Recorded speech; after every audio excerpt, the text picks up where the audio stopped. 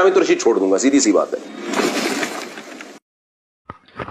अस्सलामु अलैकुम वरहमतुल्लाहि ताला वबरकातुहू। मुहतरम सामीन हज़रात, आज हज़रात के सामने एक बहुत ही अहम खबर लेकर हाजिर हुआ हूँ। और वो खबर ये है कि क्या हज़रत मुफ्ती तारिक मसूद साहिब ने मजमुअल उलूम इस्लामिया को कबूल किया या वफ़ाक़ुल मदारिस को अपने अकाबिर को छोड़ा या नहीं छोड़ा। तो वीडियो को ज़रूर देखिए, पूरी वीडियो देखिए, इंशाअल्लाह आपको सब कुछ समझ आ जाएगा। खुद हज़रत की ज़ुबान से समाअत कीजिए।